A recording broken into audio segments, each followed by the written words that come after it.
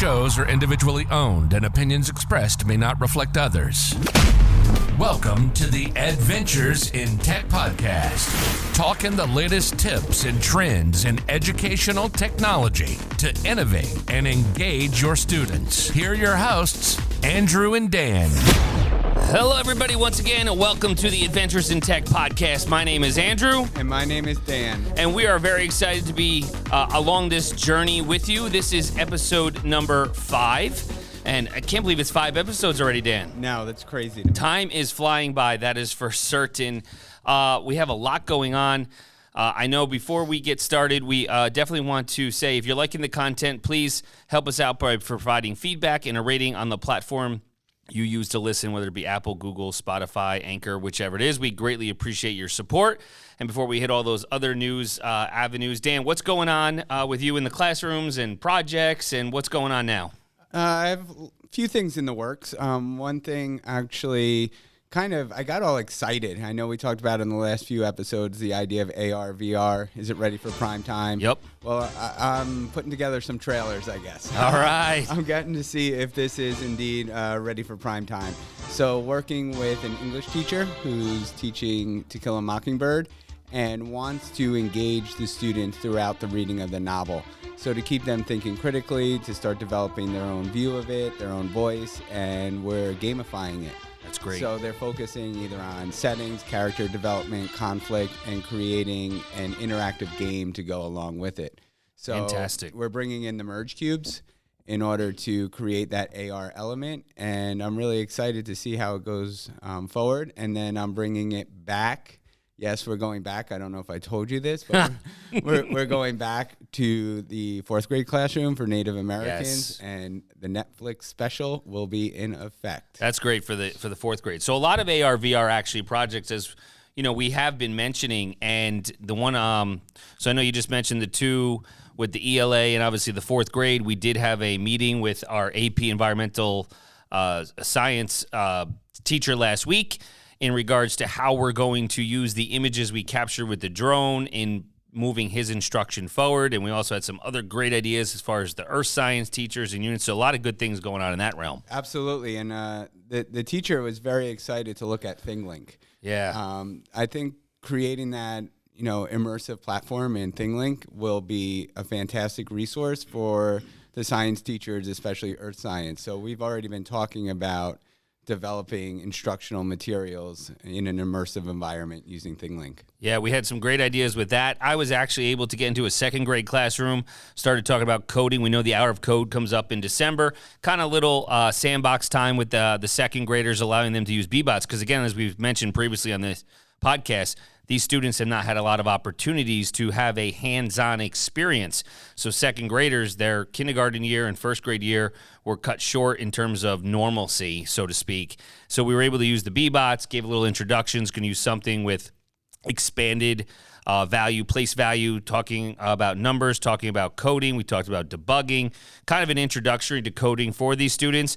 Moving forward, we're going to scaffold it up, and we're going to use something with non-standard units of measurement, using inches, centimeters, all of their math lessons, and they're going to create their own mini golf course, right? We're talking about that. It's very cool, using the Spiro golf balls that we have. And then at the end, as their culminating experience, they will also tie in their makerspace to this, and then they will able to, use the Spiro mini golf balls to actually play the golf course that all of their classmates created. They're in pairs, so it'll be about 9-hole golf course. So we'll make sure that you get to have some fun with that. I think everybody's going to have some fun with that. That's exciting. I also, right off the bat, give another shout out to Matt Miller. Yeah. He came in handy yet once again. I love how all of his ditch resources are available right there on demand. So we're preparing for a conference day where we're working with, I'd say about 60-something teaching assistants, just to help them, and we're meeting all virtually. So the engagement factor was something that I think it's a challenge. It's a challenge. So we went right to ditch that textbook and got the inspiration to create an escape room. Yeah. So rather than talking and guiding them through it, we're going to engage them in some discovery by creating an escape room. Yeah, we're very thankful for Matt and everybody out there who's always very sharing and we love that people just share things, and we always talk about Twitter and a resource and so forth, but everybody shares the educators out here, whether it be podcasts, books, blogs. There's just a whole slew of information out there on the internet that is for free that people, they just want what's best for students. And that's really what the forefront is, what they do, where they're behind their philosophy, and it's great. And speaking of Matt, we do want to give him a shout out with his Ditch Summit that is coming up December 13th through January 7th, 2022. It'll be year number 6 for that Ditch That Textbook Digital Summit. It's free online conference for educators. They're going to have more than 75 video presentations with presenters on a wide range of topics that we guarantee you'll love. We're super excited about it. DitchSummit.com to get registered for that, which is actually about 6 weeks away. Actually, a little bit more than that, 6 or 7. But very exciting. DitchSummit.com to get registered. We also want to mention NYSCAPE Better Together 2021 conference being held in Rochester, New York at the Hyatt Regency. We will be there live broadcasting. We're going to discuss the different sessions, the workshops, the keynotes, the corporate sponsors. We'll see what's new in ed tech with the exhibit hall. There'll be special guests on the podcast. So if you are attending, please make sure you reach out to Dan or I on the socials. Check out the hashtag EdTechGuys and make sure you follow us along. But we're excited. That's coming up towards right before Thanksgiving. We will be live at the NYSCAPE Better Together 2021 conference. So with all that out of the way, Dan, weekly windup, what do we got going on? There's been some updates. Not a lot of Google this week, we're excited. Not a lot of Google, but there are some updates to Cami. I have to be honest with everyone. Cami, at first I was like, Right.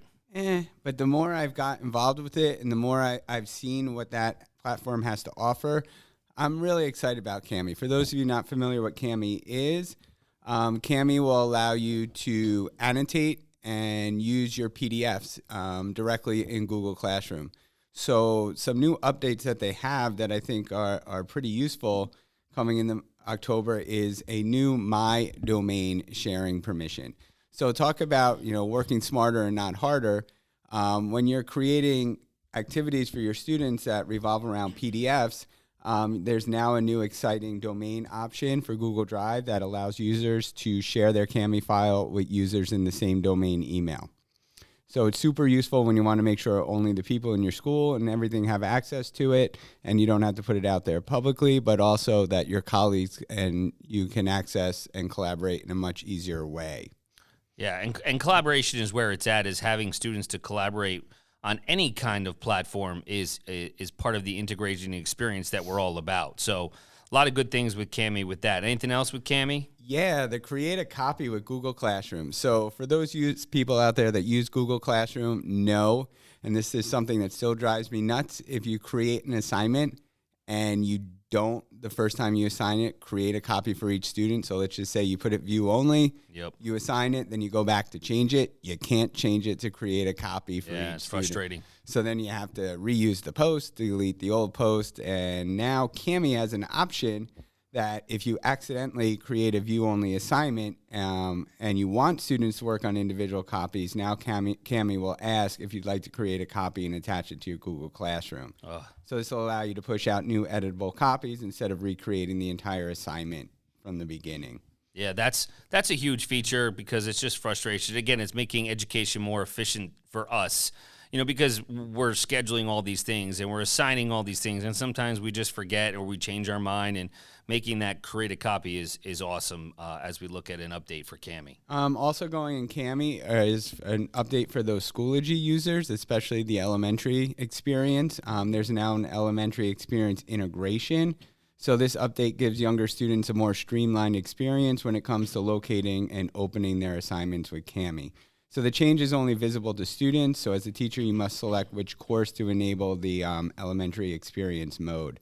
So you can just choose the course you want to use Schoology's EE on, click course options, then edit privacy settings, scroll down to course settings, and then under course themes, select elementary experience. That's great. And there are, some other minor updates. If you're a big Canvas user, same thing, Cami feature restrictions in Canvas, they're now available.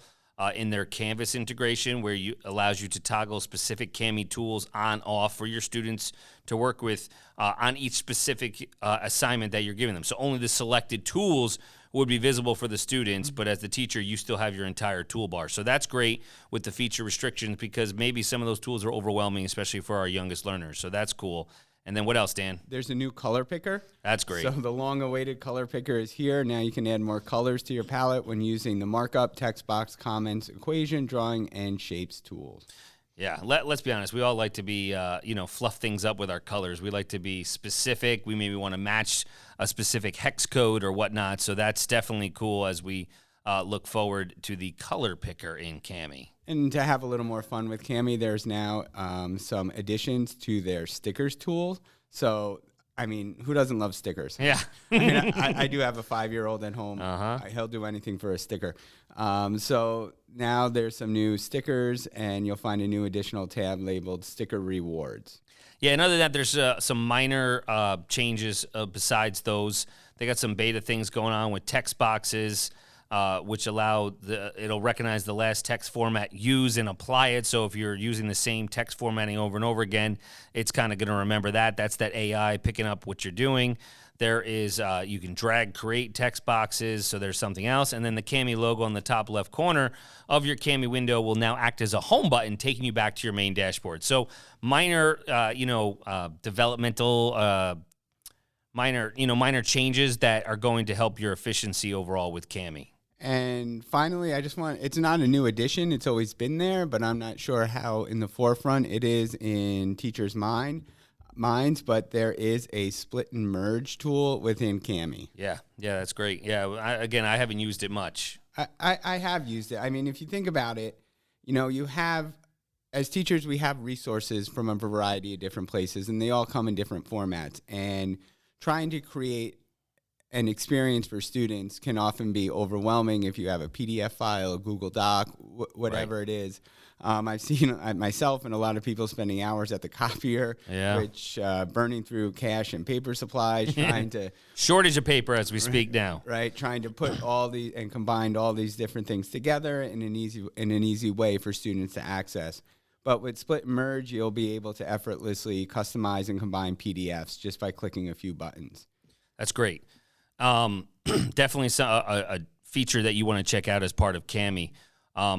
I know I'm probably getting ahead of the conversation a little bit as a teaser for our next episode in regards to PBL. We're going to have some special guests on regarding that, but there was an article that I came across that I just wanted to share out, just a little synopsis of it, that PBL is not PB&J. So when you're thinking about project-based learning and using the initialization of PBL, you think of your favorite lunch, which is a peanut butter and jelly sandwich, also known as a PB&J. So despite the similarity in abbreviations, both of these are quite different, not just because one's a sandwich. But if you think of peanut butter and jelly, what words come to mind? Conceptually, it's a very common and basic object, not unlike a traditional classroom routine.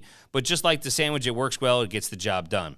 We want to think of, as we take a fresh look at classrooms and implementing project-based learning model in your classroom, you now create this classroom of executive chefs capable of creating any meal you desire, where PB&J is pedestrian, PBL is gourmet. So kind of thinking of PBL, and we're going to have some really experts on it in our next episode, thinking about that and how to model PBL in your classroom. You want to put that learning into the hands of your students.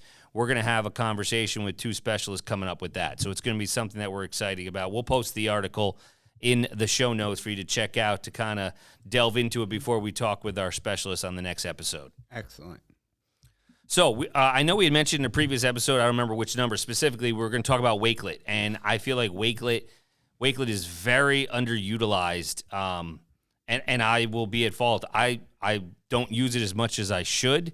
I'm excited with everything that they've come out with. If you're not familiar with Wakelet, and there's a ton of news about, Wakelet and what they have, the Wakelet wave, they call it. And we're going to talk about that. But what is Wakelet and how does it work? Basically, it's just an online content platform that allows you to curate and share things in the classroom and beyond the four walls. We're already talking about thinking outside the box, thinking outside of those four walls. It's that digital curation platform that lets teachers and students organize the mix of content for easy access. And you might be thinking, well, I can curate my content in Google Classroom or I can curate it on a website. You absolutely can. But what the genius of Wakelet is, it gives you an easy platform just to put different file types. You can share from anywhere. Some can be public. Some can be just for the users that you want. Right. And it's completely accessible through one link. Yeah, public, private, unlisted. It's all in the one link. It's got integrated features to share to Classroom or whatever LMS you're using. And it's really just, they call them, you create wakes. You're creating a wake as a way to pool your resources, so to speak, on maybe a certain topic, allowing students to explore various information ahead of a lesson, during a lesson. It's an open platform, which means the students can go off and explore the wakes created by others to learn more. But it's got a lot, and it does integrate with Microsoft Teams and OneNote and Buncee and Flipgrid. And so the app smashing is there as well. So Wakelet is very utilized in the classroom and super simple. It's super simple to use. You know, whether it be a web page and adding video, it's very straightforward as the curated tool. And Dan, the most important thing to me, it's free. Yeah. Free 99. It's free to sign up, free to use. They're COPA, they're FERPA. EdLaw to be compliant, just have your specific district sign the agreement, have Wakelet reach out, let them sign the agreement. That means there's no hidden costs.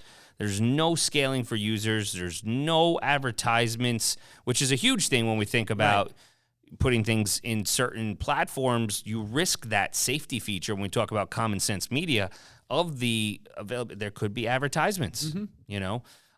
So that's something great. It is, and especially think about those advertisements. There's a lot of things that you'd access that might be blocked from your school district's filter because of those advertisements that could pop up. Yeah. So we are going to put in the show notes everything about Wakelet. There are a ton of templates. And when we talk about what kind of templates you could have for Wakelet, and just to brainstorm some ideas, Wakelet actually this year has released a new column layout, which is awesome. It reminds me of the shelf in Padlet. Exactly. That's right. That's exactly right what here, I was Dan. thinking. We're here. Right there. I mean, but it's great. It's great because, I love Jamboard. Yeah. I absolutely love it, but it is lacking in regard to that organization feature that you can enjoy in Padlet. And since Padlet is not free 99 for everything you may need, it becomes a challenge. But Wakelet now with the column view and the easy accessibility can definitely be a substitute for Padlet. And I think you can do a lot more with it. I mean, if you're looking just to brainstorming, this new column view is great. Yeah. I mean, just for brainstorming ideas, that column layout is awesome because you can have a bird's eye view of all your thoughts and notes right in one place. Yeah, they've really carved out a niche of what's important like that. They've taken that space that that education has been lacking for free, like a free space. We know Padlet's great. We've talked about it. It's got its purpose in education. If you're a big Padlet user, we are not knocking it all. No, we love it as I well. love Padlet. Yeah, it's just after so many Padlets, you have to delete them, export them. You lose your space for them, so that's important. But again, the new projects, brainstorm group research projects is another thing with colleagues and friends. It's great. It's great, and when we're doing these group research, which kind of leads us right into next week when we start talking about PBL, but students are collaborating and they're sharing with you, and there's all this great stuff going in Google, but sometimes you just want the bird's eye view of everything where you can access it in one place, and Wakelet can do that. So when you have group research projects, you can use the new column feature, give a column for each group. They can do their research, they can do their sharing within the column, and you can see everyone's work in one place. One place, easily viewable on your screen. It's great in that sense that you can see everything they're adding. In a minute, we're not saying just YouTube videos that the students create, anything they put in their Google Drive, slide decks, sheets, data, whatever they are creating, drawings, pictures, you name it, it can all be hosted on the Wakelet. I mean, other things you can do with this new column view, bulletin boards, collaborative boards, weekly planners, everything you can create and build these type of things. And then you can take that Wakelet, you can embed it in your website, you can post it on your Google Classroom, you can post it in your LMS. You can send it out via Remind. Everything is accessible right from that one place. Right, and if you Wakelet's got a mobile app, so you can take a peek at that, at that weekly planner, at what you're sending out, even from a mobile device. It doesn't have to be just web-based. The thing that came to mind, too, with me is exit tickets. We always want to see if our students are absorbing the information that we are teaching them. So you can invite your students to have this collaborative exit ticket. Could be a math minute, whichever it is. And with the column layout, you seamlessly can access every student's response to the lesson through however they're pushing their exit ticket, or however you ask them to provide their information that they understood into the multiple forms of content. So definitely give the exit ticket a try. Absolutely. So, looking at the new column feature, but there is a Wake out there, and it was definitely curated by Wakelet and added to by a bunch of educators, but there is a whole suggestion of templates and column templates that you can use, which will allow you, that whole, as we say, work easier, work smarter, not harder.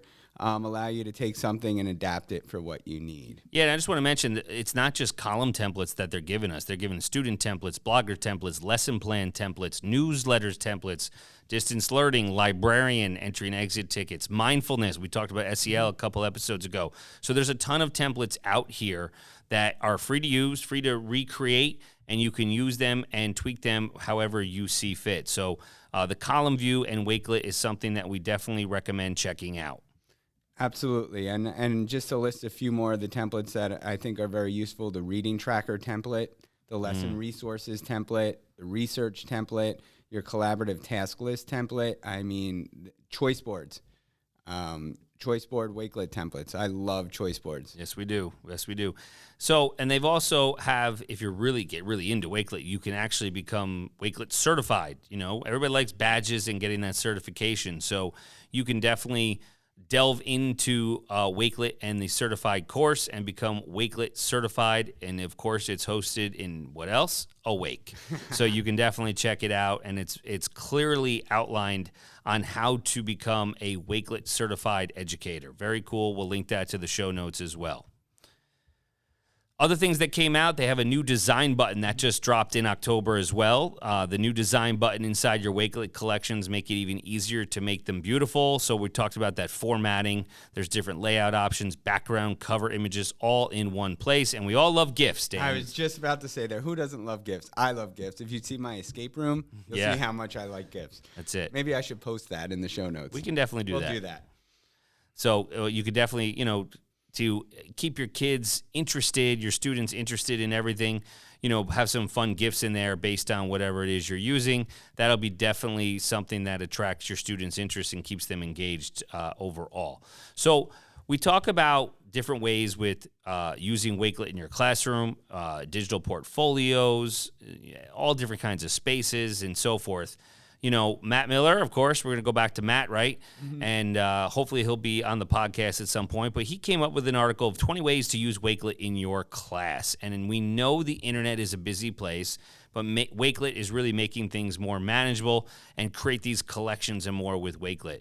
The internet has all kinds of useful information. It just gets increased. It gets fuller of information every day. And the struggle is kind of finding where to curate it, like what to do with it once you find it. Not finding it, we all know Google, right? Curation is the key here with Wakelet, and that's huge.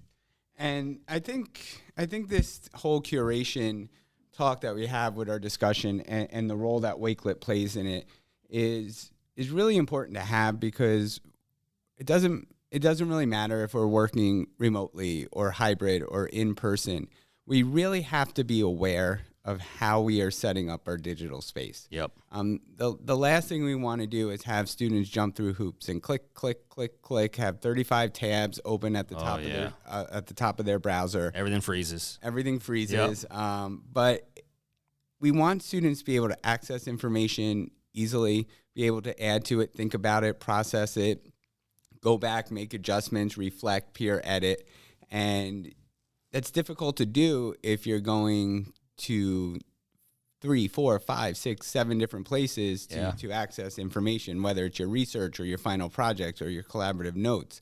Using a curation tool like Wakelet really will enhance the learning environment for students, because now there's more time that can be spent on task rather than searching for something that they know they have. I feel like without a good curation and a good building of your digital space, it's just like that trapper keeper. It's going to become cumbersome. There's a lot of stuff in there. And then, think of our students. If they are not very organized overall, how do we ensure they're not spending their entire class period trying to find the information instead of utilizing the information? So that's important. Wakelet's basically just like Pinterest boards for the classroom, and Pinterest has its place, of course, but it's more teacher-based. Right. The students are not creating a Pinterest board for curated material of what they're liking. So this is creation, which is really what we always say in the podcast, is creating, not consuming. And we're also empowering our students to be self-managers. Yep. We look at the skills that students are going to need to operate in a digital world, and to be able to manage their digital profile and to be able to collaborate effectively with others in a digital space is something we need to empower from our youngest learners to our graduating seniors, because it's only going to help them. So by giving them the tools, will allow them to self-manage and develop those skills. Yeah, and there's so much information or ways to use Wakelet. It really, we're going to talk Matt's collected, or curated, I should say, right? Let's keep it there. He's curated with different educators across the country and the world of 20 ways that you can use Wakelet. Now, we know we talked about all the updates, which was important. We also mentioned the column view and different ways to utilize the column view specifically using Wakelet. But they have created a blog post with 20 different ways that educators can use Wakelet in your class. So, for example, we talked about GIFs. Try a 5-GIF challenge. So with the integration of GIPHY into Wakelet, the opportunities to use the GIFs to reflect or respond or create, as we say, are endless. So this is a great idea from Tisha Poncio and Priscilla Heredia, EDU via Jen Mahan. They suggest challenging students to explain a topic or summarize a story using only 5 GIFs. That's great. I love that one. I love that. Yeah. I'm going to jump a little ahead. This one was put out by John Fortney in his blog post, Creating Student Blogs with Wakelet. I mean, this is something I just noticed when I was starting to go through these new ideas for Wakelet, creating a student blog. That's great. We're always looking for a good format for blogging is a great reflection piece for students, and to be able to reflect on something, share it, and then gain feedback is great. So I've always been a proponent of blogging in the classroom. Just the development of blogs have become a little bit more cumbersome in recent years with the tools that you can use, right? Especially for us here in New York, with making sure that everything we use is EdLaw 2D compliant. So creating student blogs with Wakelet, that's the perfect avenue. I think it is, and it definitely fills something that we really need, and which makes me hopeful that we can have more blogging in the classroom. Right. We know coming out of the pandemic, the students need to have their voice, and this is definitely an outlet that can be utilized to give students that voice in creating a blog and tying it in, or the mindfulness and the SEL, and letting them really speak their thoughts in a safe manner. So that's important. That's a great one. One that caught my attention too was coming up, a big Letterman fan, create a top 10 list, right? So now we're talking about app smashing. It doesn't even have to be app smashing, but you can have a top 10 list for anything. Think of, just think David Letterman, right? And the top 10 list, that would be a great way of utilizing Wakelet. But with the Flipgrid Shorts camera integration, again, app smashing, students can now easily record a top 10 video right in the Wakelet collection. They can curate the top 10 videos a historical character would have in his or her YouTube playlist, embed those videos in a Wakelet collection, then use text to describe why it makes the list, and then finally rank the videos based on a set criteria. Talk about a learning experience for students right there. And keeping on that app smash, and students can record a podcast using that Flipgrid Shorts camera and Wakelet. Because with Flipgrid now, you can just do an audio recording. Right. So you can have your students do audio recordings in Flipgrid, and you'll have a podcast in minutes. Right. The devices, it makes it very simple in that regard. We do talk about digital portfolios. You can think how powerful it is if you are, as a parent, if you are going to a parent-teacher conference and, there's no better demonstration of understanding than seeing students work in a digital portfolio. So using that Wakelet space, teachers can create their own Wakelet evidence-based portfolio saying, this is why Dan gets a 3, this is why Dan gets a 95, whichever the grading system is, but using, almost getting rid of, like Matt would say, ditch that report card with a digital portfolio. Yes, you still need to have the grading. We're not telling you to ditch anything in that regard, but just looking at it from a different angle and seeing how it could be powerful to explain to the students, to the parents about their student. And, I think as we're wrapping it up, but, just curating a collection for students to explore. So you look at maybe the 5 E's of learning, and you want the students to be able to explore a topic. You can curate it. You can curate that exploration for them there. So they're not just going out on their own, clicking on any random links. You can build a place for them to explore. And what I see here is a great integration of using some of those resources in Google Arts and Culture. Yeah. So if we're looking at history and social studies, you can explore some ancient places, people, but even in art and music. There's so much in there. They can explore different genres, different artists. There's games in Google Arts and Culture where they can immerse themselves in music and art. So be able to curate all those different activities in one place will create a meaningful experience. Yeah, and as we start to wrap things up, one more that I wanted to mention was making global connections. We're always talking about connecting with other students locally, globally, and the power of the internet really allows us to do that. So collaborators on a Wakelet collection, they don't have to be in the room with your students. So we can partner with another class in another state, another country. We can find them by connecting with other educators through social media, which we know we've talked about before as teacher conferences, or even databases like Flipgrid's Grid Pals are very helpful. So connecting them, and once those classes are connected with another class, you create that collection, you share it with the teachers and students, find an activity you collaborate on, and you can get started based on your curriculum. There is a whole official guide to Wakelet free ebook, which we will list in the show notes as well. There's really a lot more information we can talk about Wakelet, and I don't want to take up too much time. I think we can definitely have a part 2 of Wakelet, of other ways. I know we talked about all the new features, and that's the thing with these ed tech companies. They keep creating new, I don't want to say experiences, but new tools, and they're listening to our feedback to make their product better to help us serve our students. And what I really like about, even with Google or Wakelet or Kami, a lot of these tools are centered around students creating something. So it's not just a canned program that they're going to watch and answer questions or do something. It's about the creativity and challenging students and putting students at the forefront.